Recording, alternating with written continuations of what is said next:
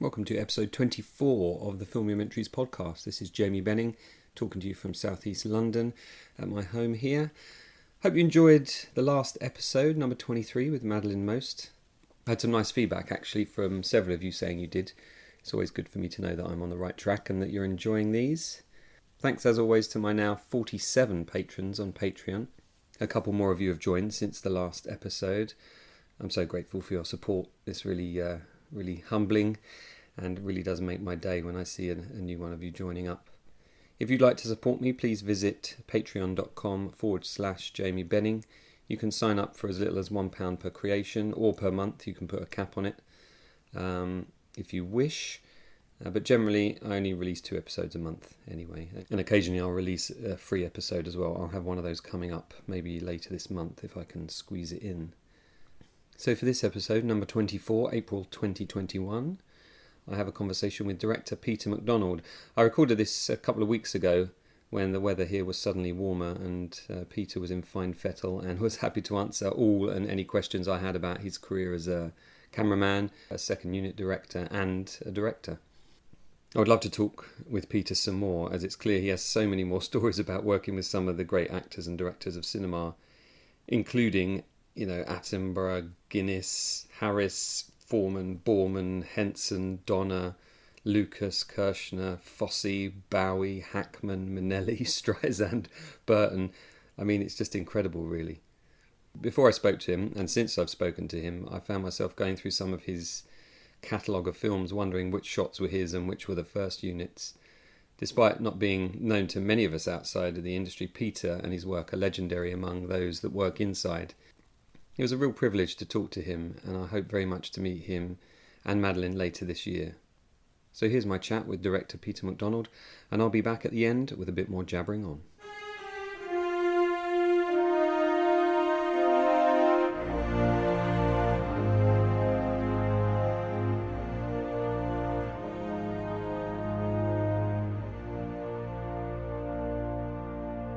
So Peter, how did you get involved in the film industry? What was your route in? My route in was I was working from school. I got a job in Fleet Street. God knows how, because I'm dyslexic. And working for an Australian newspaper called the Australian Truth and Sportsman, which later Mr. Murdoch owned. And they were the most miserable assholes I've ever worked with in my life. And then I saw an advert in I think it's a magazine called the World Trade News, saying Pearl and Dean were opening up a studio at Samarthal and were looking for people to employ, camera crew, blah, blah, blah. And the editor's secretary it was very nice. She wrote a letter for me to apply for this meeting, because by the time I'd still be out of work. And it was very good. And within a week, I had a meeting in Bond Street where Pearl and Dean were. They were a huge company. And somehow convinced them that the biggest love of my life was film. I didn't even have a Brownie camera at the time, but I convinced them that was always the thing in my life. And the guy there, Byron Lloyd, his name is, a dapper little man that ran the show, was taken in, and a week later I was at Southall International Film Studio and doing, as a clapper boy, doing an advert for tomato ketchup. So I knew I was heading for the big time. So that was the start. It was all downhill after that. And is that a typical routine to start as a clapper loader? I mean, my side of things on television, we have runners that, they're running around making the tea and they're sort of a gopher as such. It certainly was. There was no film school then. Obviously, the film school was, in my opinion, quite good because you learnt on the job. Because not only, excuse me, I'm going to shoot that bird. So not only were you like a tea boy, you also had the responsibility of the clapper loader, it's called. So you looked after the film. So you're the only one that could screw up the whole day's work if you screwed up the film. A lot of people have fogged the film.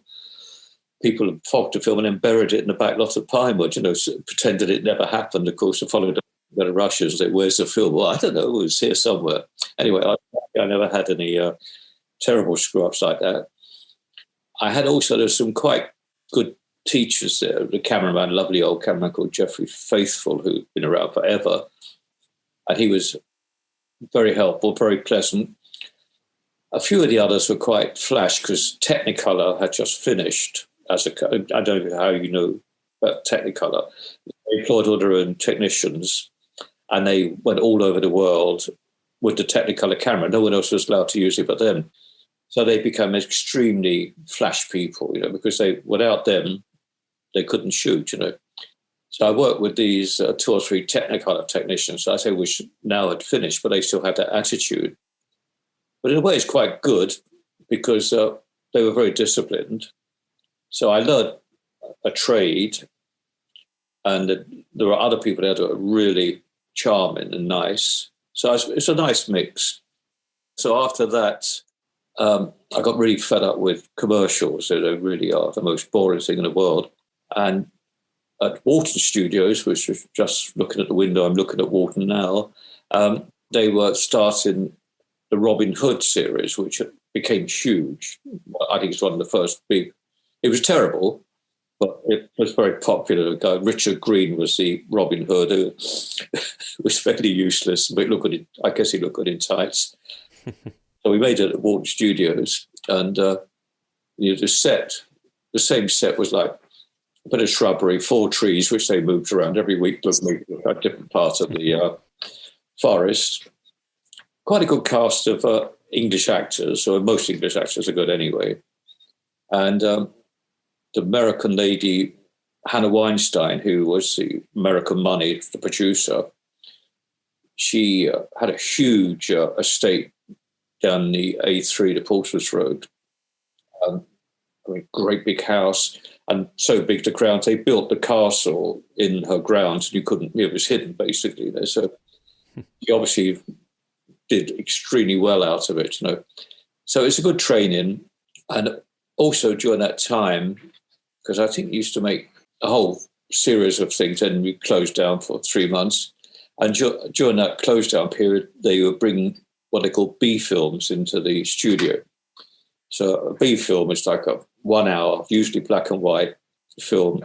It's total crap. Somehow some has-been American actor would be in it. Sometimes you would. Later, somebody like George Raft did one. So you've worked with some of the old greats, but most of it was. But once again, it was a good experience, And I was a fast learner, and I loved doing it. I couldn't believe how lucky I was, I could have ended up anywhere, like a lot of my friends did. And then the first major thing I worked on was A Night to Remember, the Titanic. And that was the biggest break of my life because Jeffrey Unsworth was the DP, Johnny Alcott was the camera assistant, and I went on as the clapper boy. And that was it. I was suddenly in the A League. I was with the big boys, And I realised that very quickly. We did night work at Pinewood. We had the Titanic in the back lot there, the angle. It was all very complicated. For me, it was like a whole new adventure, after tomato ketchup. Now I'm on the Titanic, thinking. I never had any money. So I had no clothes. Everyone there was dressed up in, not North Face, wasn't it, but great big warm things, duffel coats, stuff like that. And I borrowed my father's blazer. I thought I should look smart, and I'm freezing my arse off in the coldest winter for years. So I ran everywhere. One of the back, one film, run. One of the lens, run. And of course, that stuck in. Then Pinewood closed almost overnight. They sacked all these camera crews that were there. I was there as a freelance. And Jeff Unsworth and Johnny Alcott, they all went on to normal films. Well, Jeff was very popular, very good cameraman, very popular. And he was doing a film called Tamahine, which is not a very good film, with Nancy Kwan, because he'd done The World of Susie Wong. So he was under, Nancy Kwan had Jeff in her contract. And the clapper they had was really not very good. And Jeffrey said, well, that young man that used to run it, let's get him. So I was then reunited with them, and unbelievably lucky, the film they'd done about 4 or 5 weeks shoot in the studio, and I arrived a few weeks in the studio, and then terrible thing, we went to Tahiti on location, Bora Bora, which for 19-year-olds is a terrible place to go to, I can assure you. So that was it. That was the end of what basically changed my life. I spent 25 years then, mostly with Jeff, until I was a camera operator, and then I just started to direct second units. Jeffrey was obviously still a director of photography, and Jeff and I's kind of dream with his wife Maggie Unsworth, who was continuity girl and also producer, as the three of us, Three Musketeers, would make a film together, and I would direct. I mean, I couldn't believe this, And then Jeffrey really let me down. He died, and he was on tests with Polanski. Went to his room on a Sunday night, ordered a bowl of soup, and when they went, he was dead. And that was kind of, it felt sick. It was worse than losing my father. He was closer to me because I wasn't close to my father. I hardly knew him. But Jeff was like not only an inspiration, he was like a father figure, someone that's always been there for me, because Jeff was like Rex Harrison. He was like quiet English gentleman. And of course, I was a mouthy little git. So the two of us together worked quite well. He pulled me back when necessary, and then sent me in when he needed someone to go in, because Jeff never questioned anything. He just said a photograph. So sometimes we work with wonderful people, and a few times we work with total arseholes. That's when I was used as like the battering ram to make the points. So it's a lovely time for me. I learned a lot, and then of course Jeffrey died. I was already by then directing. I just directed my first second unit in Africa, Zulu Dawn, and it was huge because I was with David Tomlin, who I'd known forever, who a wonderful assistant director, and he and I were co-directing, and I was photographing. And we had one time 10,000 Zulu warriors. David was great at organising. We never had siege. It wasn't multiple things. 10,000, you had 10,000. You didn't have 5. And then how do you go about directing 10,000 extras like that? I mean, David was a formidable guy. I know that, but still, it's funny enough. I don't know what. I never had any. In many ways, I was very insecure until I had a camera, and then I felt I had no worries at all. 10,000, 20,000. I mean, I would just tell her what I wanted. Well, yeah, obviously through interpreters, they say what I wanted, organise huge battles. I thought, this cannot be bad. You're being paid fairly good money in those days, and you're given Zulu warriors to battle against the redcoats.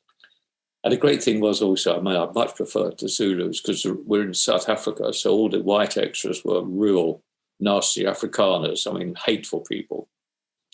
And we had quite a few, not bad accents, but because we had obviously rifles with full blanks in to get the good look. Do it, you shoot the Zulus at 25 feet, but these arseholes are waiting until they were 6, 8, 10 feet away and shooting them. And of course, they still hurt. That used to cause me, I mean, I had terrible rows and threw as many insults into these arseholes as I could. And also with the Zulus, who were wonderful, beautiful people, they called David Tomlin the big white elephant because David was big and very brutal and wonderful, wonderful man. And I said, what they called me? And they said, you don't want to know. I said, well, I do want to shoot. I said, I'm not going to shoot until I know what they call me. So big white elephant, I was little squeaky mouse. So squeaky mouse, I thought, fuck you. But a mouse is enough to scare an elephant, right? So I think about that later. I thought, well, the old fable. But I say it was wonderful, and having someone as experienced alongside me as David, who had no ego at all, was great, And we had terrible Rhodesian South African producers, who were really crooks. I mean, it doesn't matter now what I say, but money was disappearing, all over the place and not onto the screen, I knew this. I found out things they were doing, and I went in to challenge the producer, and he was quite rude, and I'm quite small, but I tipped over his desk on top of him in temper, because when you were angry, knowing that David was behind me, for the producer, he's a big guy. And I looked round and David was not there. I'd either his producers under his table looking like one of those turtles on their face. I pushed the table up. I looked round thinking David any minute now, because David was a big guy, would come in. A table was, I looked like it, he was giggling in the background. He was there, but wasn't there. But it had to decide effect. The producers became more honest, and the money became what it should be there for, to go onto the screen, And also, I found out what they were charging for the Zulus and what they were paying them. So I made sure that the Zulus they wasn't well paid, but it's like $5 or $10 a day for them. It's like an absolute fortune. Yeah, good for you. And I wouldn't leave at night until the accountant came. And David and I stood there until they were all paid. And we had a kind of beads, coloured bead system. If they did something special, they got a red bead or a green bead. So if they did something special, they get another $5, which for them was fortune. If we weren't there, I know these beads, first the Zulus didn't understand what these beads were about. They thought they were to hang around their neck. But it was to make sure they were fairly paid. So, but that was, I think, a really good experience to start, and I say I know in many ways I'm not that confident, but filming, I just love it, and I won't say don't take prisoners, but I listen to everyone, but I will make decisions, because I think that's what you're there for. I work with enough directors. Yeah, you worked with some huge names, haven't you? I mean, you worked with, if I just look at my list here, it's a ridiculous number of huge directors. I mean, it's if Paul Greengrass, Mike Newell, Tim Burton, Irving Kershner, Attenborough, Richard Donner, Richard Lester, Bob Fosse. I mean, it's mind blowing. Why are you shouting, Madeline? Madeline's adding something in the background. Well, Fosse and Barbara Streisand. And Lumet and Foreman and Borman, and I mean, just the list goes on. So around that period of Zulu Dawn, that was late 70s, right? That would have been a particularly busy period for you, I guess, because you had Lucky Lady would have been 75, and then Bridge Too Far 76, 77, then The Empire Strikes Back. How did you get involved in that? What was the connection? Yeah, that came from one of the.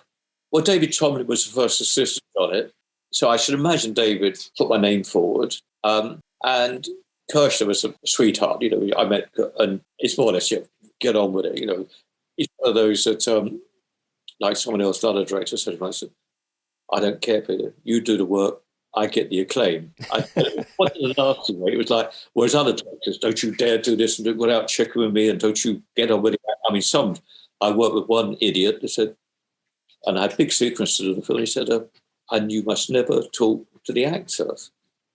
So I said, well, how can I work? Well, you do it through me. I said, but I said, Hound to the Baswell. I said, I'm in Dartmoor and you're in Shepperton. How are we going to make this work, you prick? I said, I've always got on well with actors, even the nasty ones. I've always got on well with actors. I treat them with respect, but not with kind of, oh my God, they're there to do a job like we all are, and the only thing that's different about them, they're normally amazingly well paid for it. Yeah. We certainly weren't in those days. I remember working with lovely James Cagney on Ragtime, and he said, he was just so honest. He said, no, I did an interview with him between different things, I was shooting a second unit and directed him, but also they wanted some publicity, and I interviewed him, and he was the most honest man. He said, as far as I'm concerned, he said, I'm no more important than the carpenter there or the plasterer there. He said, we're all part of a team. He said, I'm very lucky. I get very well paid, and they probably don't, And he was one of the most joyous men I've ever met in my life. I just, when I look back, every time I watched Yankee Doodle Dandy the other night when he does that dance. I mean, the dance, stiff leg dance, and Donald O'Connor was on this film. Was a very great dancer, Donald O'Connor, and he said the dance that Cagney did in that, the stiff leg kind of Irish dance, he said that's the hardest and most physical thing to do. He said it really is. So to make it look good like he did. So that was, I mean, I consider myself, I still pinch myself sometimes thinking Yeah, I bet. what could have happened and what did happen and how lucky. When I hear, not now because I hardly ever go to studio, but a few years ago, I hear, Clapper boys, we're not getting, not paying the right man. I think to myself, you arseholes, you don't know how lucky you are. In a job like this, you are being well paid. You're getting the same money as a surgeon, like £1,000 a week for someone to clap a ball together. Hello. I'm still moaning. I think I luckily the crews I had were never ever like that. We all loved what we did and got privileged. But sometimes when you're just going in for a short time, especially at the end of my career, when you're just going for a few weeks to clear up things, and you hear this moaning and groaning, I really hated it. It's about taking the opportunities as well, isn't it, that present themselves in those situations. It's not just about the pay you're getting on that day. It's about where you could end up and creating relationships with people that move you on to the next job. Oh, yeah. I mean, I'd say I consider myself amazingly lucky, really. And you're taken to exotic, you go to Tahiti, and those at first class. You're a clapper boy, you're taken to Tahiti, first class, hello. But that was union rules then. I did like 3 films with Laurence Olivier, Gilbert, Guinness. I mean, to work with it, I don't need the other end. You work with Jean-Claude Van Damme, and you pay your dues. But yeah, working with Alec Guinness is one of the highlights of my life. What film was that? And that was on Cromwell. He played King Charles, and I'll tell you a quick story. So we're shooting in Spain. We had all the Spanish cavalry. We had huge, about 800 horsemen. And we did have, it wasn't CG. And Alec was a king. And he wasn't a great horseman, Alec. And he had to play with a slight stutter that Charles had. And he looked on the horseback. He was the king. I mean, he almost went up to him and you bowed. And we had this huge shot to do, lasting at night in Spain. And I know we'd only get one go at it, one chance. The director was a bit wishy-washy. And I said to her, it's very important because I'm on the crane and the first thing you see is the king come over. And then as you crane up, then behind him are 300 horsemen, And I knew it was one chance, He said, well, I won't talk to Alec. So I went up to Alec. And I said, he's on his horse and looking at it. I said, excuse me, Alec, you've got to well with him. He's a lovely man. I said, I never do this. I said, but it's a one-off chance, this shot, and it's vital when you come up. I said, I've got this big mark on the floor that's where you land. So as I crane up, I see the cavalry behind you. And he looked at me as a king, said, don't tell me, dear boy, tell the fucking horse. Okay, so and I thought it was so lovely. And then he winked, of course, and of course he hit the mark, because that's great. He's lovely. I mean, the difference between him and, say, Oliver Reed or Richard Widmark or people like that can be obnoxious, whereas especially those old English actors are all been through the mill, on the stage. Most of them have done stage work, which I always find makes them totally disciplined, and also appreciates that you have problems, I mean, I've worked with American actors and you say, oh, by the way, da-da-da. I say, don't tell me, just keep me in picture. That's why I say, even if you go upset, I mean, there's some arrogant ones, whereas most of the English ones and the good American ones, especially they understand it's a team effort, which of course it is. But I mean, I think my operating days were my happiest days, to be quite honest. I loved the job. I loved the relationships you could have with directors. And although you were responsible, you weren't as responsible. Once you start directing, you are. The sleep at night is sometimes very hard, and very often you do a 12-hour day, go to the office, whoa.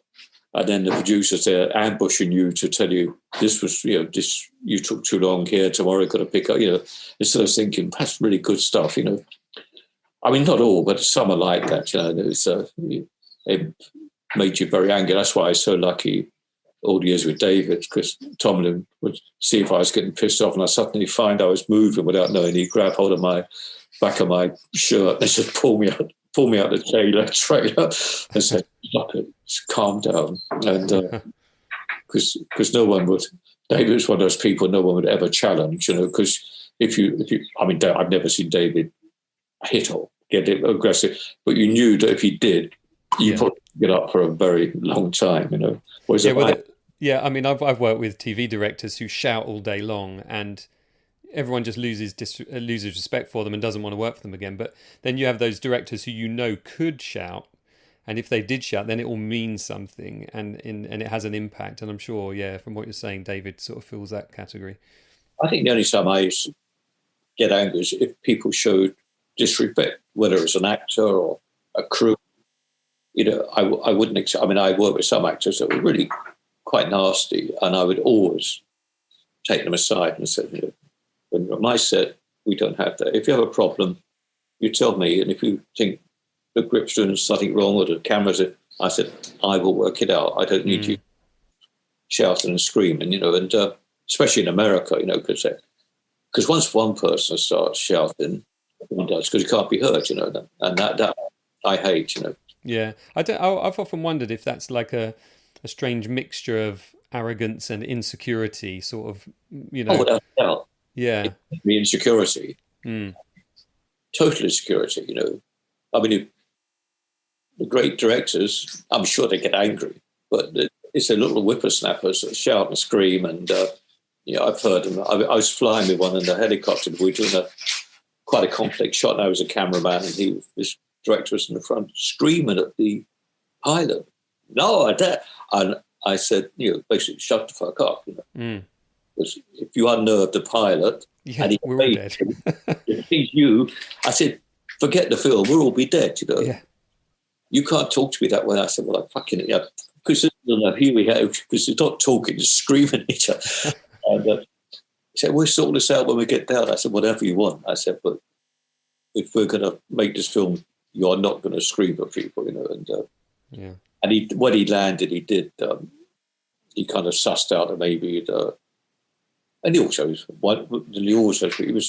useless as well. That's the other thing, he was a useless. George Pan Cosmatos was dead, so I can say what I want, but he was fucking useless, And he got so confused. He sometimes had 3 cigarettes in his mouth, forgetting he lit one, put it in his mouth, it hanging out, then another one, and he couldn't work out what to do with the third one.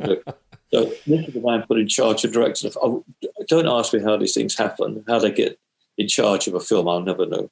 It does strike me sometimes that people like yourself are it's almost like you're punished for being so good at what you do that it allows other people to slot in above, Yeah, it's punished is right, but I guess a lot of people like myself and Tomlin, and I can name many others, you don't sell yourself. Which, this sounds a bit silly now, but I mean, as I said before, you feel privileged. I feel privileged when I think of my lack of education, where I came from, and suddenly I'm traveling the world, and then later on given huge, huge responsibility and quite a bit of respect. I think every day, when I was working, I think, how good is this, When you get out the car at the location or studio and you see all these 200-300 people all looking around at you, what are we going to do? I mean, I must admit, at times it's quite, you panic a bit because you don't know, But I just feel so lucky to have had that decades and decades of that. There could well have been a situation if you'd not had that personality that you would have had, not even half the career that you've had, because people go into these industries, don't they? And they burn out and they have their one chance and off they go again and they're never seen again. Yes, I mean, you're right, because I've worked with directors and who weren't very good. And last day shooting, we all say goodbye. I never heard about, you never hear about. I don't know whether they go outside. I know when I used to work for Caralco, which was quite a mafioso thing, and one of the producers, they had trouble with the editor. And we're watching rushes and Sly shouting at things because the editing wasn't right. And I was sitting next to this big producer who was an ex-enforcer for Mafia. And the lights went up and I looked around, the editors weren't there anymore. And I said, where are the editors? He said, don't worry, Peter, they're history. So I said, now, when you say that, are you talking in your mafioso way, or is this they're history? I never did see them again. So whether they're floating around in the Dead Sea somewhere, I have no idea. But they were. Along with all those directors that only had one picture, yeah. You know, as I said, you worked with some very big directors, but also, you know, with them on some very big movies. I mean, Superman really kind of marks the point of the first superhero movie in many ways, and it's still looked back on very, very fondly. What was Richard Donner like to work for? Because obviously you shot 1 and 2 back to back, right? Yeah, we didn't finish the whole of 2, but we shot most of it. But then Dick Lester took over. That was all. The way that was handled by the Solkines was disgusting. I can't imagine anyone else but Donner directing Superman. He was perfect because he's a big child. He's very talented, but he's a big kid in many ways. Lovely, lovely person. I never heard him say anything in a way harmful to people. It was fun to work with. Gave you a lot of leeway. Appreciated it. Mm-hmm. I was rush, as you say. That shot wasn't my idea. That was the kid's idea, you know. I hope it fucking works, Peter. I didn't want to do it. He just gag away, you know. And you sit there thinking, I hope it did work or does work. You know?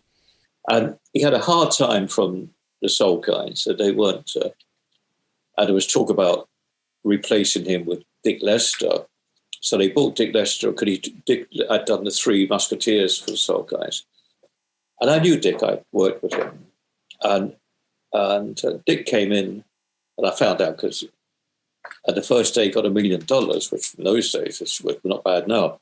But because that's what they owed him from Musketeers. They reneged on what they said they pay him.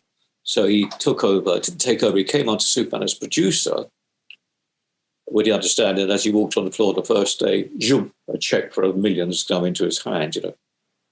And Donner was quite worried, you know, because he thought that part of his career, had he been sacked, that would have almost sort of been the end of.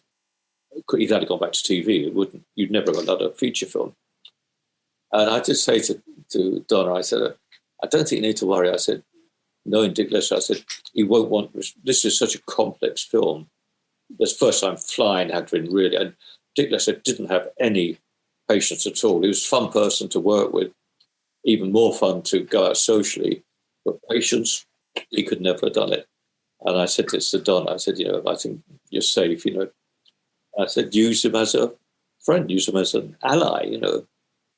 And Lester was, you know, Lester, although he took over later when when they were editing, and we had to hold of the first one, half the second one.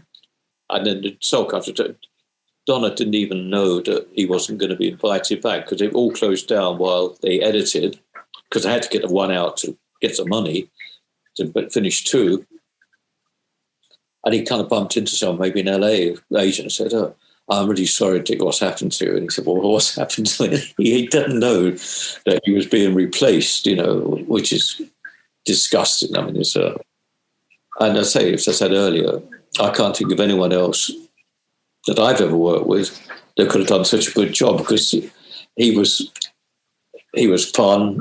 He understood exactly what the American audience wanted, which I don't think Dick Lester or any English director would have understood, because we never did that kind of comic books. We do now, but then comic book was kind of a little bit unknown to us.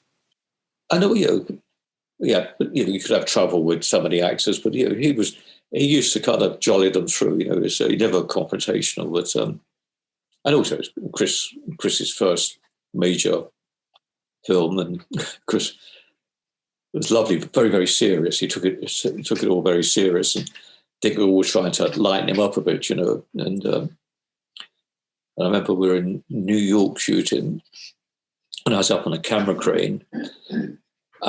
Had Chris next to me, you know, dressed up Superman with the wires, and we're waiting for the theatre crowds who just turned out, so we have to wait for them to all go, and then we're going to do a big flying shot. And we got on very well. We're chatting away out there. And then the theatre opened up, all 500 people came out, Americans, obviously.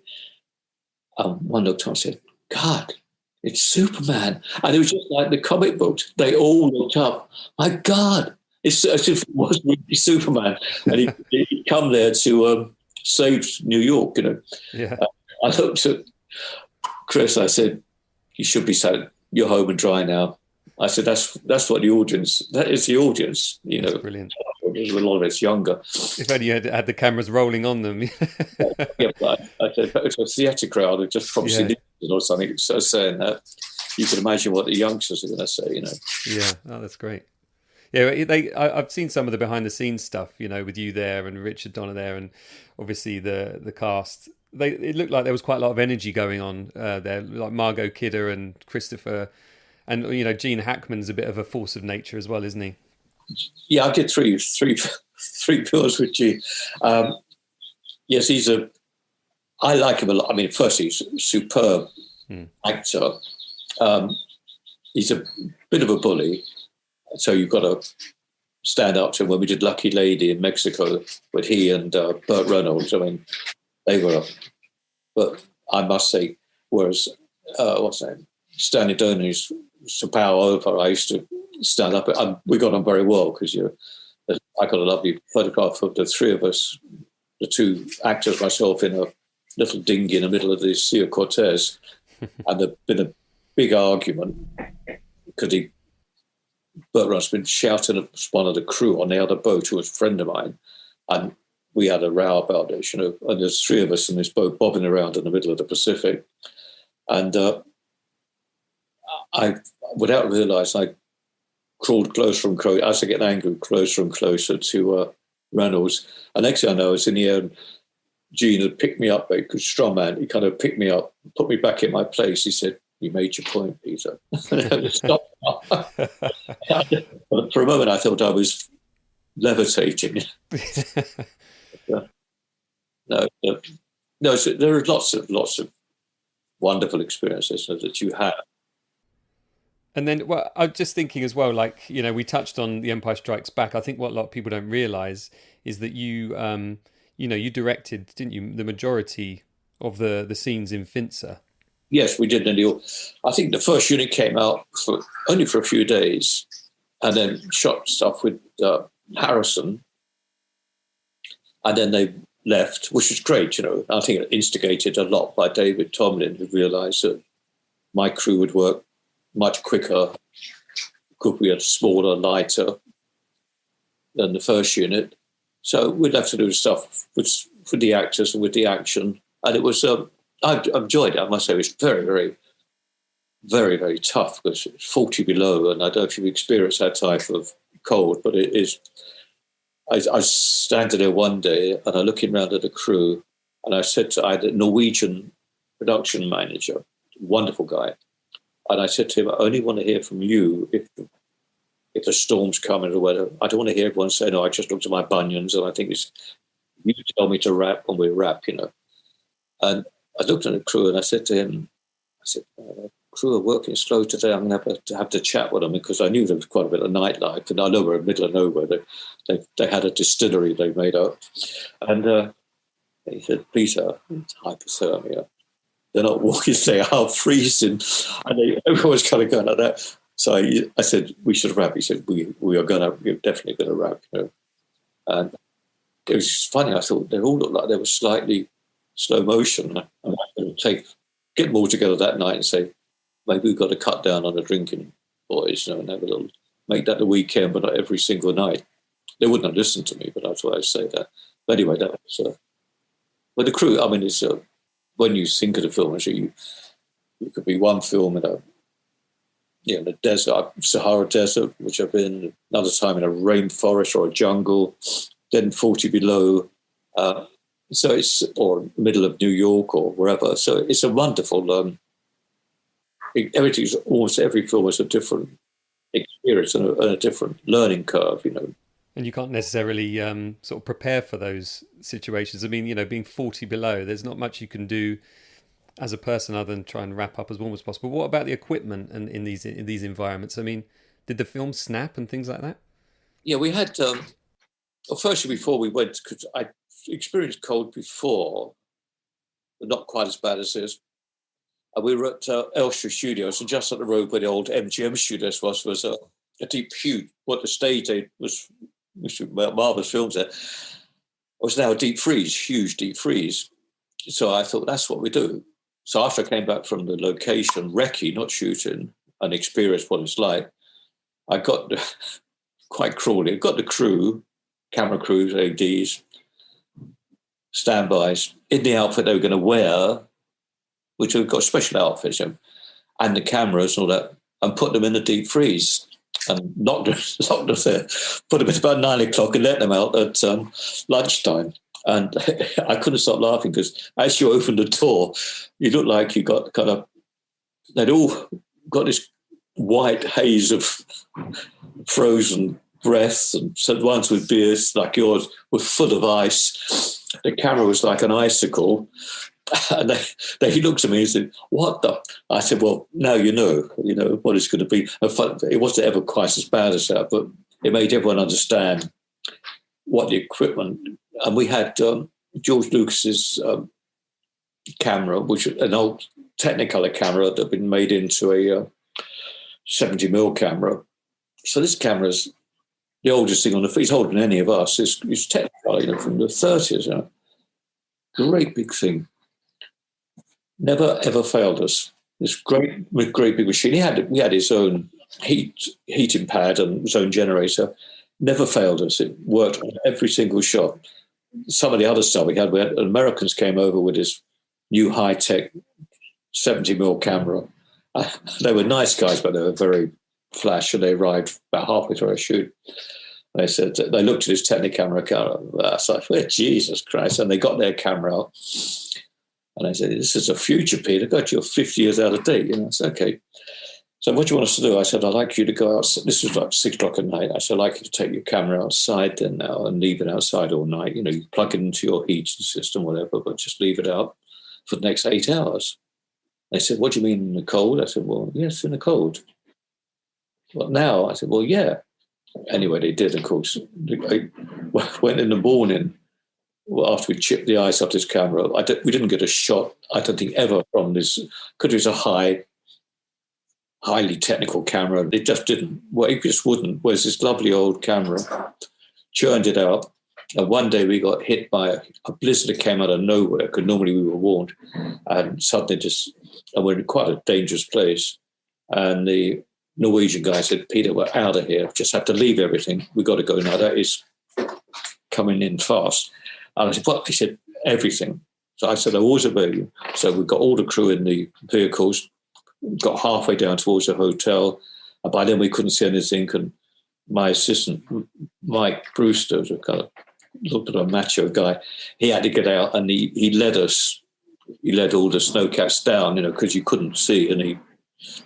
And the following day we went out. This wilderness, everything had changed.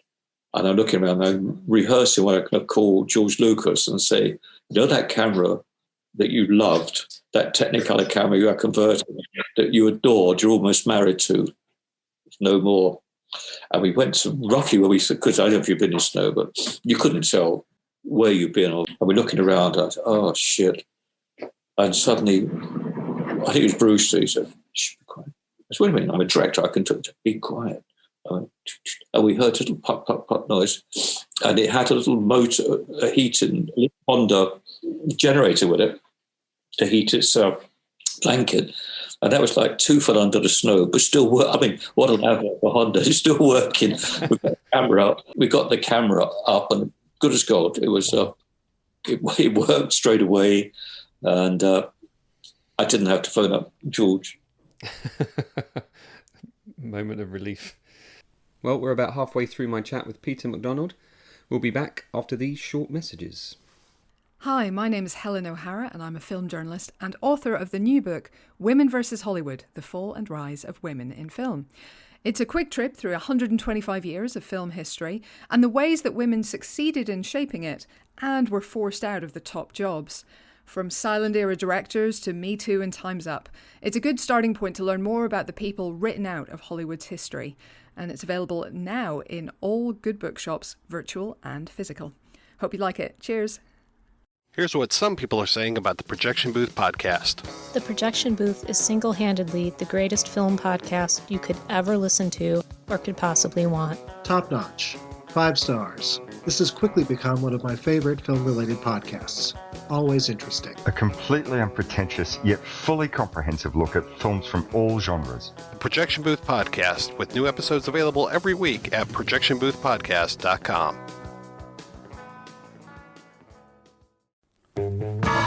Are you tired of pop culture podcasts where the hosts exist in a constant, blissful state of agreement? Well, fear not. Let me introduce you to the Chinstroker versus Punter podcast.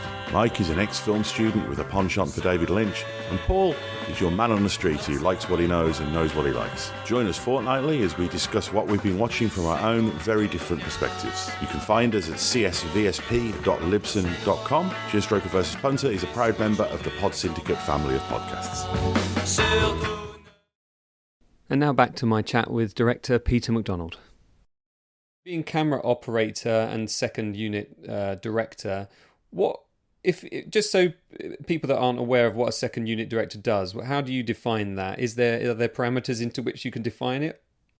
The thing I always felt is no one should tell the difference between your work as second unit and the first unit. And if you're working with a good director, that was great because you could really do your very best work. 1 or 2 times, not that many, I worked with very average directors. And if your work came up and shined too much, then you're really going to upset. So, I mean, you didn't do bad work, but you didn't go that little step forward. I mean, I remember when we did Cry Freedom in Zimbabwe, and kind of rushes that night, and Denzel Washington was there. I said, you never come to rushes, and you sit down. Dickie's there over.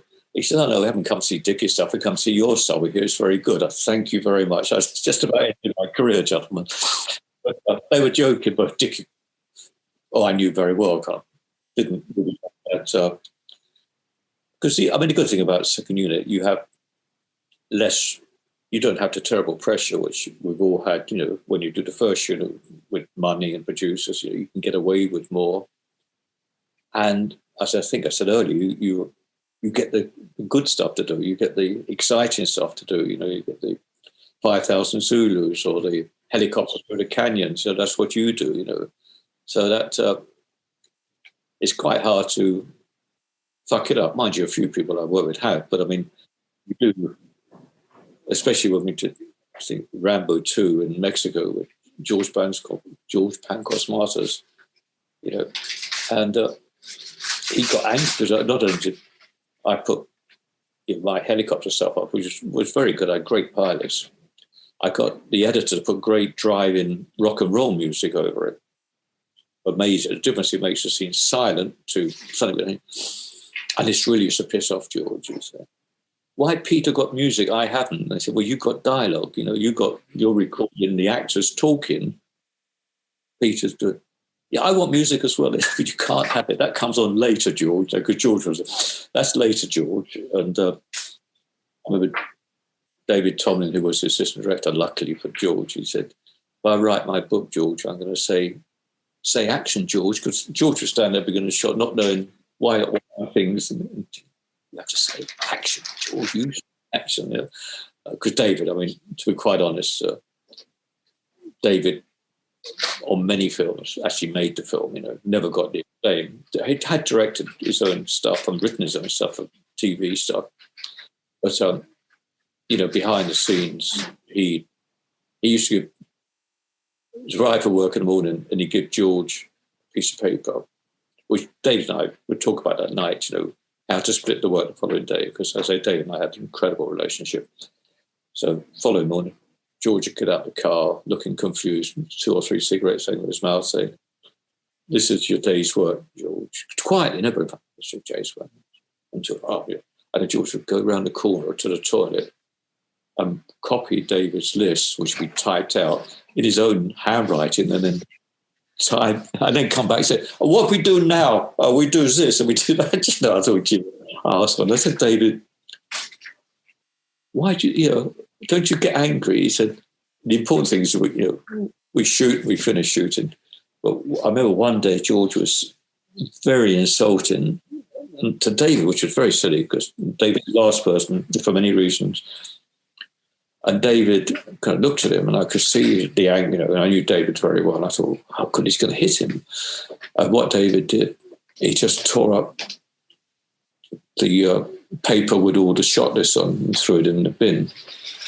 And George said, where's my list? He said, it's there. It's in about 300 pieces now, George. What are we going to do, George?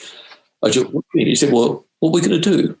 And of course, George totally panicked.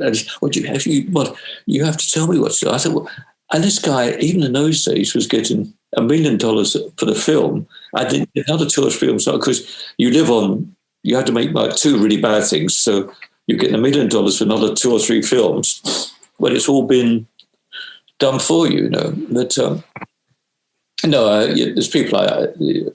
There's several ADs like that never ever got the acclaim. Burt Back's another one who never got the acclaim that, or people didn't realise without them, the director was floundering. You never mind helping because some directors are good technically, some are good with actors, some are always thinking how they're going to edit, and 1 or 2 are just not thinking, and I'm very lucky to have got in that position, which is okay as long as they're not arrogant. But when they're like that, needing help and they're arrogant, then it used to make me very angry. So how did the directing gig for Rambo 3 come about then for you? Because Russell McKay, I met Russell because having done Rambo 2, I really wasn't going to do any more Rambo. That was enough for me. And I had a meeting with Russell. He said, could we talk? I said, well, yeah, we could talk. I said, but I've had enough of that Coralco company and the way they run. And also I'm fed up fucking helicopters. Anyway, I did about an hour with her, and he was one of the most charming men you can meet. Very creative, very, very kind of gay, creative, fun. And I'm thinking to myself, so I knew I'd get on with him, but I was thinking, how would you survive with this group? I didn't say that. I said outwardly, I just say, these are a very tough bunch of guys you're going to work with. You won't necessarily get the kind of coverage and help that you'd maybe expect. Anyway, she said, oh, no, I get on very well. I said, well, great. So anyway, I had a huge amount to shoot on the film and a lot of night work, helicopter stuff, and also I knew I was going to end up with a lot of the actors. And I went to see Russell one night, and I could see, you could almost feel the vibes there. And then suddenly people were being sacked. The 2 camera crews were sacked. Cameraman was sacked, ADs were sacked, and it was almost like it's creeping closer and closer to Russell. So when they sacked the American DP, Rick Waits, I think his name was, and the ADs, I took over photographing the first unit for a little while, and Terry Needham, my AD, came with me, and we were a good team and very organised. So I said to Russell, in the background, there's a lot of shit going on. Oh, no. I said, well, there is, So I said, if you trust Terry and I, just hang on to our shirt tails the next couple of nights, and we're going to get you back on schedule. But we can't have, what about doing this? It's really got to be. And we did. And we shot for about 5 days and we got him not only back on schedule, but kind of a day in hand, Meanwhile, people are still being sacked all over the place. And then they brought in, because I said, I'm not going to do more than a week. Either you get rid of me or I go back to what I was here for, which is directing a second unit. anyway, about a week, maybe not even a week later, I went to see Russell, and I was warned by basically his history. He's gone. They just sacked him. End of the day, night shooting. They said, there's your car. We've already packed your case. There's a ticket. The airport's that way. I mean, really, that's strong. He was devastated. He was a really nice guy. And I thought, my God, I said, well, what's going to happen? They said, you're taking over. I said, don't you think we should talk about this? The money. I said, not talking. I should have done. Not about the money. Which I was a bit stupid there, because I sort of said, yes, I will do for X amount. It was the whole way. They said, well, if either you take over or we close down for a week or 2 weeks, which costs a fortune, we get an American director over with, and we get a completely new crew probably with that, which meant all the people, a lot of people there were friends of mine, mates of mine for a year. So it means everyone would be, or the majority would be sacked, So I said, well, let me think about this. And I walked around the back lot where all the cars were parked, and came back. I said, well, can I have an agreement? And they said, what's that? And Sly was there. I said, I think we should have a little think about a rewrite. And also, I feel that the film lacks, you're never vulnerable. I said, you're totally, doesn't matter what you get into, everyone's he's in no danger at all. And I said, a little bit of humour doesn't go amiss, And we'll go along with that. But I think up to 12 o'clock the first day I took over, I got vulnerability and humour. After lunch, this guy's, hey, Sly, you look like a fucking pub, Of course, after that, when Sly did a few other films like that, he did put humour into his performance. And I said to him, at this sort of point, when Glasnost was happening, I said, I don't suppose any of you look at the news or read the papers, but if you did, you see that they're all shaking hands. Reagan and Gorbachev, we're all mates now. And we spend killing Russians, and we're actually now supposed to be friends. So it was definitely a film that should have been made like 2 years earlier, or even not made at all. But for me, it was. I told myself at the end of that, I said, well, the old thing, if I can survive that, then I probably could survive almost anything, which was, because you were very much on your own, I'd say luckily I had quite a few of my own friends and mates on it. So how much do you think of that film, the final cut, was your shots as opposed to? Oh, a huge amount, yes. I mean, I can't remember, someone worked out, I think even on number 2, someone said they watched, I think one of my ADs, only very studious man, he said, do you realise that over 50% is our work, And also with number 3, a huge amount of it was what I'd shot, and either when I took over or I think Russell maybe did like 2-3 weeks at the most, on number 3, And I thought his ideas were good. I mean, I don't know. There's a terrible macho, which I hate anyway. There's a sort of macho attitude, especially from not so much from Sly, but some of his group. Had nothing to do but cause trouble, which they did quite well. Because of what they're going to do, they sit around acting. They're basically kind of stunt guys, so they're like sitting around and being silly and putting fires under someone's canvas seats to set fire to their arse and all that type of thing. And fairly childish, but every now and again think they've got to say something, Hey, Sly, you look like a kind of poof today. I think you should really watch this, And on this dodgy, in those days, you had dodgy old black and white video screens where you watch the replays, and not now when you have really high definition. Because the black and white used to tear the height. So if you had a highlight on like a muscle, because the TV was so bad, it was kind of stretched in a strange shape. And I said, well, that's not the way. That's the TV. That's the system. Your muscle is exactly the same as I'm seeing now. It's not like that. But these idiots used to watch it and go, hey, Sly, look at this. And caused me huge problems. And also, I mean, because sometimes you moved on and they come and persuade Sly that we should move back to that set again. Of course, the producers are never going to go to Sly or these guys, say anything.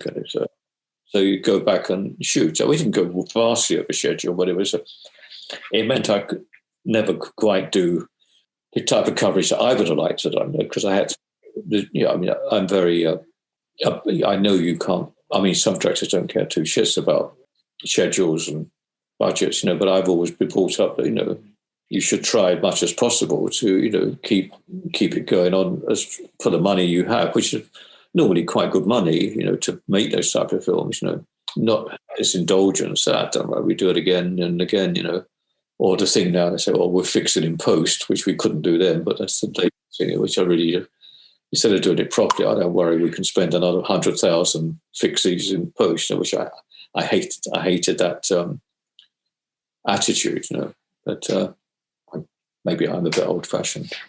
For all the things you can say about Rambo 3, though, it does look great. It's still, that the quality of the image is fantastic. Yes. On that Blu-ray transfer, it's gorgeous. It looks stunning, and those scenes with the fight and also in the caves as well. It looks fantastic.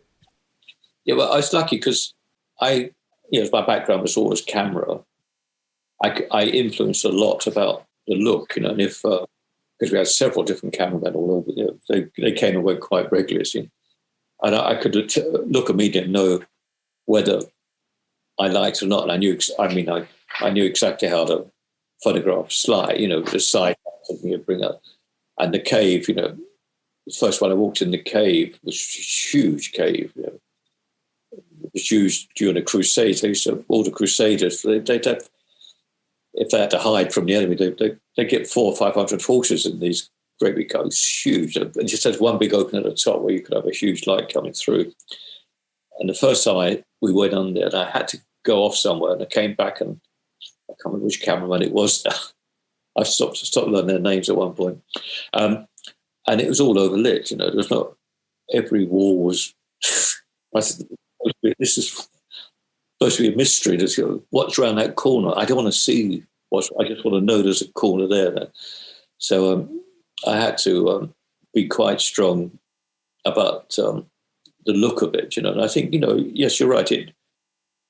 It had a good look, and it was, the locations were great as well, and you talked about traveling all over the place with the job. Where did you end up with Lucas on the Young Indiana Jones Chronicles? Where was that shot? Kenya. Yeah, we had a railway line in Kenya, which was, as I said, this is almost unused. And I said that word almost worries me slightly, because we had a locomotive stuck in a tunnel and acted. I said, well, where's the timetable? I said, this is Kenya, they don't have timetables. So I said, what do we have? He said, well, we've someone like 3 miles down the track there, with good ears, and if they hear a train coming, we'd be warned. Anyway, it wasn't quite that bad, but I thought the word almost, it's almost yours. It's like being almost pregnant. But that was good. It was good locations, and that whole setup. They really wanted everything to be as perfect as possible. Got locations, not that were convenient, but that worked, and it was a really good experience, and I was very impressed with the way they worked, and I said, whatever you needed, you got, and also happy. I thought the results were great as well, I went to George's in San Francisco and edited there, and I remember I did one huge scene on the beach with the trenches and all the heroes on horseback and trying to get through the trenches and being shot at and all that. I laid a long track and explosions everywhere. All I really want is just one wide shot. I said, what? It's just one wide shot up, and maybe a rostrum here, because in the sea they're going to put battleships, a CG battleship. And I said, well, what about all the excitement? He said, okay, well, anyway, when I got to the editing, and I was really looking forward to the sequence, because I knew stuff in it. And up came the sequence, it's one fucking wide shot. And I said, what the? He said, well, he said, it sees everything. I said, yeah, but you don't feel it, though. Anyway, very good. He said, well, I spent about half the day re-editing with the editor, and that's the way it stayed, you know. I see what George was saying, but you're making it for a young audience. You're not making it for some connoisseur of films. Oh, my God, the way that just played in one wide shot. Oh, my God, it reminded me of this or the other. So, and I must say, George was good to work with, and also you got amazing. I mean, I've never had a support like it. You got everything. You were spoiled, you know, because whatever was needed was there. You know, it wasn't questioned. Well, it's very often, even on Harry Potter films like that, which have lots of money, you very often fight your corner to get extra this or extra that or crane you need. You know, you get it, but which always annoys me, because you use a lot of energy fighting for something, and then you got to work 10 or 12 hours a day, and that energy, it's been, as far as I'm concerned, it's been wasted, you know.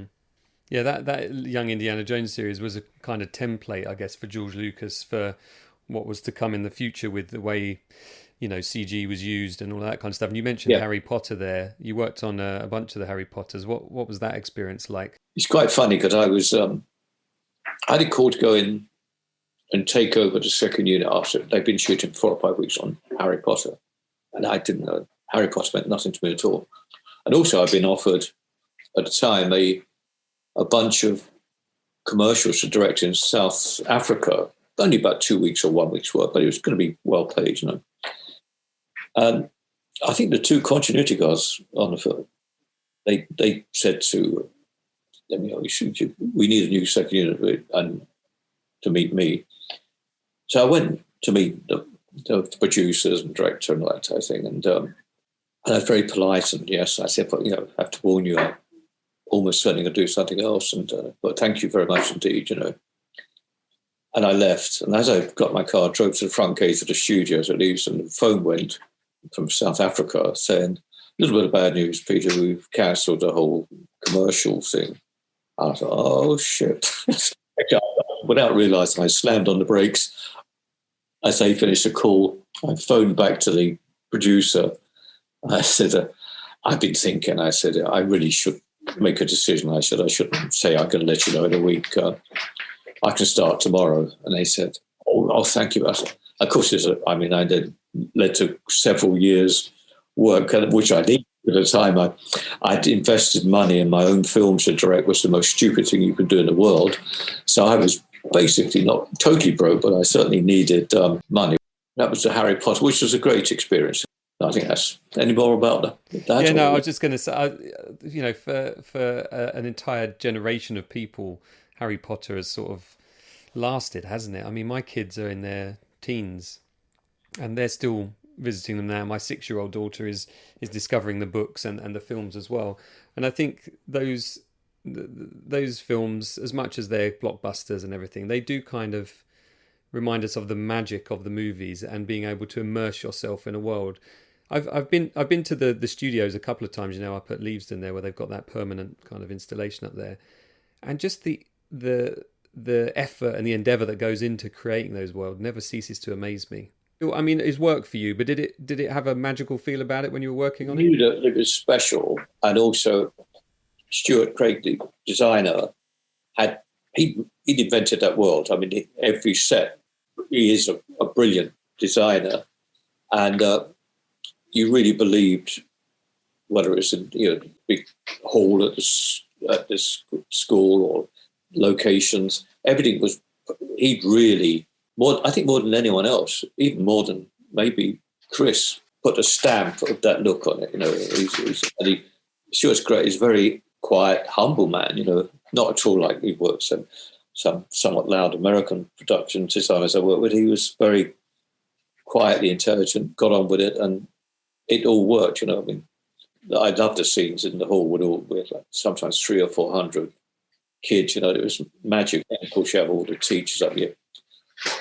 Maggie Smith, all trying to outdo each other. They might only have a line each, but they could make that line last about half an hour. Well, it's lovely watching actors slightly trying to upstage each other when they have very little to do, and whatever they're going to do, they've got to. And of course, they're competing not only with the kids, and then we had to suffer with all the owls, coming in. We did one shot when the owls come in. I think I got 6 or 7 owls come in and drop the messages at the end of the table, And the American animal trainers were incredible. I mean, I work with a lot of trainers. Oh, yeah, we can do this. You want a polar bear to tap dance? Don't worry, I got one to do it. And you spend the next 3 weeks looking at polar bears thinking, what the fuck am I doing here?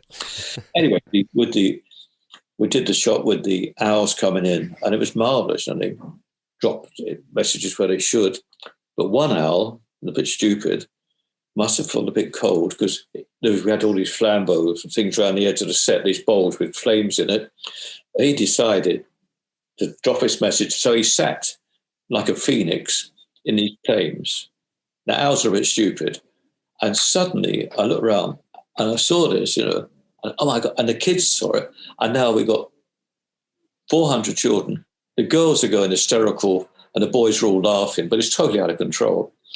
And the American animal man rushed in, grabbed hold of the owl, rushed it out through the big doors. I thought, oh, Jesus Christ. Came back a minute later with the owl saying, look, he threw him up there and he flew. It's safe. It's all right. And the car, everyone clapped, And I said, that's incredible. He said, it was a different owl. Yeah, but the owl didn't die. Don't get me wrong. But I thought it was such quick thinking. Yeah. Good job by the handler there. I think those films are great for, seeing them through my kids' eyes. They're a great introduction to movies because they're now discovering all the other movies that particularly that adult cast have been in for the last 50 years. They're like, oh God, that's Professor McGonagall. Yeah, that's Maggie Smith. And that's Robbie Coltrane. And a very good cast. I mean, it was the top English actors, so it was great. And it was it's also lovely watching the kids grow up, because you watch them grow at least 3 or 4 years, and Dan was lovely. And Dan was a beautiful man. He's a beautiful boy and a beautiful man. He's really highly intelligent, understands filmmaking very well. I mean, I said to him, we'll probably all be working with you one day. And so he was fun. Richard Harris could be a problem sometimes, but having done Cromwell with him, I knew he could be an arsehole. Yeah, he's one of those sort of old school, known to be a bit of an arsehole actors, isn't he? He's basically a bully, a bit like Oliver Reed was. So they're looking for a challenge, right? He's much nicer than Oliver Reed was. But he's always little twinkle in his eye, seeing how much he can get away with. But most of the actors were superb, just got on with their job. And because sometimes it can be, if one actor starts playing up, all the others think, oh, I can have some of this, I can also, but it wasn't like it. It always strikes me as odd that the actors aren't trying to befriend, particularly the camera department, because ultimately it's them that can make them look good or not. Yeah, I can't tell you, I worked one act. Well, I use the word actor, but he had quite a big part in the film, and he was really one night work we shooting, the huge night work with burning the whole village down, and I had a lot of my mind as director, and also, and he was so rude to the cameraman, and because Cameron said to me, we've got the whole thing, but this is really why you have to stand. He said, no one tells you where to stand. He said, well, I'm not telling you, I'm asking you to stand. I said, so I said, leave it out. I said, walk away from it. So I said, we're going to shoot now. I said, your mark is here. I said, and we're burning the village behind you. That's your decision. If you're on the mark, you'll be seen. But if you're over there, the camera's staying here. So I said, we hear you. I had a sound man on you. So I said, we hear whatever you're saying, but we won't see you. And he looked at what I said, that's the way it'll be. And so, of course, he came to his mark. And I said, well, how childish? Why would you think? It's not as if we hadn't rehearsed beforehand. And suddenly, out of nowhere, that's where you stand and don't talk. We'd rehearse. I said, "Are you happy with this? Because we've got a real big thing to get behind you. You've got an hour and a half now when you can go to your trailer, whatever, because we've got to get ready to burn the whole village down there." I thought, "You arsehole." I mean, it's I don't know what it is with this the thing, match. I'm in charge. No one tells me what to do, type of thing, But it's not telling them what to. I mean, I learned over the years, and I have great respect. Don't get me wrong. I have great respect for actors and work with some of the very, very best in the world, and found it, almost an honour at times, to work with Olivia or Gielgud or Richardson, Cagney, these people. I think, how good I'm being paid and I'm working with legends, I mean, also you work with Jean-Claude Van Damme and people like that, so you pay your dues. But, working as well on, I'm aware we've just gone over an hour here, Peter, so I won't keep you too much longer. Working as a second unit and working on a lot of these big films that have big action sequences, obviously, I think what a lot of people don't realise as well, watching it at home, that, it's a precarious situation that you're putting people in and you're in as a crew. I mean, I recently saw a video of a stunt. Who was it? It was it Michael Bay, I think? It might have been Bay. He was shooting something and there's a huge explosion and there's extras and camera crew running left, right and centre. Yeah. I think the director not maybe cared as much as he should. I mean, I've always been anal about safety, I mean, I've never thought it's worse than anyone breaking an arm or a neck, or even worse, for a shot in a film, And I remember we were doing this huge tracking shot, must have been in Israel, on Rambo, and I had 200 or 300 horsemen. So I had about 30 stunt horsemen in the front and 30 stunt horsemen at the back, and in the middle, normal, good horsemen, but not stunt guys, And then we had this long road which we could track the tracking car on, and that's 3 or 4 cameras on that, and cameras could only do this once. And I walked the course with all the lead horsemen, so hidden from camera where each explosion was. We had a kind of coloured disc that they could see from a distance. That's where and then I had the special effect guy travelling with me on the tracking vehicle, so he could see exactly, because if you at the wrong angle, you can't see what is safe and what is not safe, And I took one of the cameras, and I took one of the close because I wanted to be in amongst it, so I took the telephoto lens. We start the track, and it's so exciting, but I'm seeing bodies flying through frame, and I daren't open my left eye, see reality. Then we came to the end of the track, and we had these people called reenactors, or a group of American riders that reenact for films. They love it, And I look as carnage, as far as I can see it, And the guy that ran it, the colonel that ran the reenactors, came out and said, "Peter, that was." I said, "What?" I said, "I've seen so many people flying in the air, and I'm all the time looking to see, because we had 3 ambulances in case there's any problem." He said, "No, they love all this, Peter. That's what we're here for, And I said, "No, we're not here to hurt anyone." And just then, behind him, a stretcher went by with one of the horsemen on.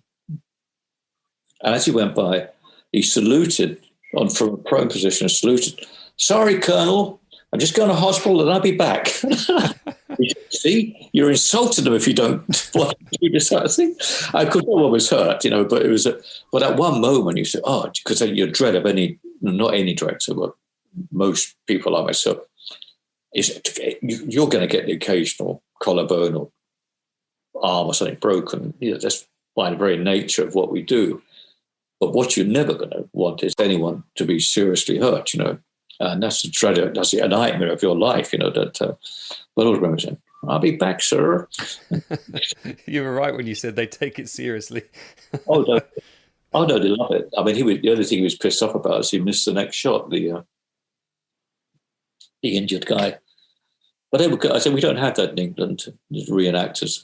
I don't think we do anyway. But And they travel all over to different shows. They're not just for film, and they look after themselves. They come, they have their own tents, bivouacs, look after themselves food-wise, make their own call sheets. So they're there at 6 a.m. and they're rehearsing before you get there. I used to arrive at work normally thinking, especially with stunt guys, where they're going to be. These guys were there rehearsing and getting it together, and getting bollocked by the colonel if they weren't doing it properly, So that was a good experience. So, with somebody who's had a career like yours, I mean, if I look online at the list of the films that you've been involved with, I mean, it takes quite a lot of scrolling. There's a hell of a lot of titles there. I started very young, though. Yeah, I mean, looking back over what you've done, what sort of feelings do you have? You talked about, you felt fortunate. Do you sort of have any sense of the sort of legacy of the work that you've done? Because I've spoken to a few people in the business, and I generally let them know who I've spoken to before and who I'm going to speak to in the future. And you are very well regarded in the industry. People see you as a very safe pair of hands to work with, very creative, very dependable as well. How do you sort of view, if you were to sort of have an out-of-body experience for a moment, how do you look back on Peter McDonald and his career in film? Later on in life, I was a camera operator for a long time, then I went directing. And every now and again, I'd have a camera operator that had a lot of opinions and I was, I don't like this. And then I thought to myself, that's where you've been. You were 15 years. I said, how I didn't get whacked a few times. For 15 years, I've said, we could do it that way, or should we do it properly? That's a terrible dialogue. Oh, you want to do your way? Okay, I thought we would do it the right way. I used to try this dialogue on, but I know that I enjoyed later when I found out because I thought I was just doing a job, and then find out that you were respected. And when I went to America, your name was ahead of you. People would be really much more respectful there than my mates would be in England, or Spain, and it was. I suddenly thought, Jesus Christ, this kind of, not adoration is the right word, but the kind of this respect was more than, because I guess the way we shoot in England, it's always with a bit of humour. And I say, I'd have people with me that I'd known since I was 16 years old, And at times they give you a heart, they give you some dialogue, and sometimes the Americans, what? You were getting dialogue from the Grip, who was a man I'd employed and loved all my life. And he'd give me not nasty dialogue, but he'd put me in my place sometimes. And you could see him like, what the hell? Obviously they're going to sack him, They called Frankie, my girl, we were mates, and I loved the guy, And I also, now and again, it was good. Someone to pull you back a bit, Whoa, you're only directing, you're not kind of a god, So it's, I miss it greatly, obviously, but I know physically now I couldn't. And also now, because the last few times I worked, I heard so many times, "Oh, don't worry, we won't do it properly, we'll fix it later." And that was totally against every bone in my body, because I always went totally the opposite way. I would do anything. I always felt and that's the way things used to be, when you set at rushes, that's it. Mm-hmm. I mean, sometimes, on Superman, that you had to get rid of the wires and do things, but, not much else. And they weren't going to CG figures, I don't know, what they do now is superb. I mean, it's I always feel it doesn't have the edge that shooting with real people, as it were, gave you. Mm. But so I feel,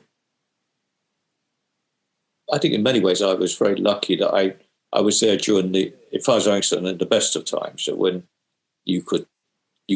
there's a way out with visual effects, but you were basically doing it for real, was it Bridge Too Far or Superman or Star Wars, it was done for real. And I always felt that, and also I think with actors as well, I mean, not to put them in danger, but if they knew that something was coming behind, it wasn't CG, it was a real helicopter or a bunch of horses, it's amazing the speed they could generate to get out of the way.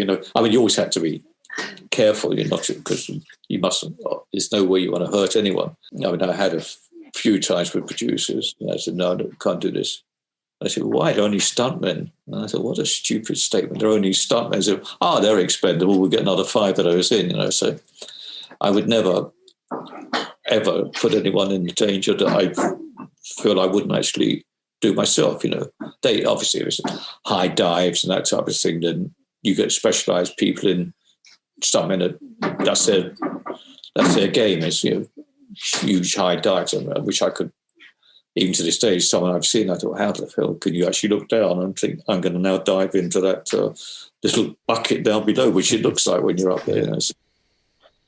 And, I think you give respect and you gain respect, and, I've stood up to quite a few producers now who said, no, you're going to do this. And I said, no, going to draw a line there. This is not going to happen. We're not going to, we'll do this and it'll still be exciting, but we're not going to risk anyone's life or limbs, So thank you, Peter, for joining me. I really appreciate your time, and it's an amazing career you've had. And, from all of us film fans on the other side of the camera, I just wanted to say a big thanks for all your work. That's very kind, and I loved the interview, and I'd like to start again if I could in my film industry, not necessarily the interview. Anyway, thank you very much, DJ.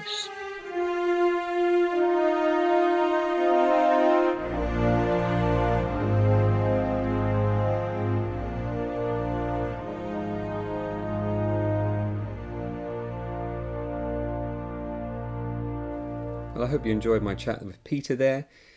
He really has such a grounded outlook, but with so much humour and self-awareness and warmth. How amazing to be 82 years old and still speak with such enthusiasm about his job and what he did, his craft. I had such fun listening to him talk, and I hope to do it again soon, hopefully in person. Coming up soon on the Filmumentaries podcast, I do still hope to speak to Colin Goody. He's had some stuff going on at home, so we've delayed things for now. I have an interview lined up with Gary Rydstrom. Have a look at Gary Rydstrom's IMDb. He works in the sound department on a lot of movies, and I mean a lot of movies. He's a multiple Oscar winner. It's going to be really interesting to talk to him. That's going to be coming up in May 2021. I also hope to speak to Helen O'Hara about her book Women vs. Hollywood. I read it recently and really enjoyed it, and it comes recommended from me. I was in contact with Howard Kazanjian again the other day. His book has been delayed slightly because of clearing rights for photos and things in the book. So that's been delayed until August, I believe now. So he said to get in touch nearer the time. So hopefully I'll get to speak to him later on in the summer. I'm still chasing up a couple of big leads as well. It's going to take some time to kind of navigate my way through that. But rest assured, I've got plenty up my sleeve here, and I look forward to you joining me again for the next episode of the Filmumentaries podcast.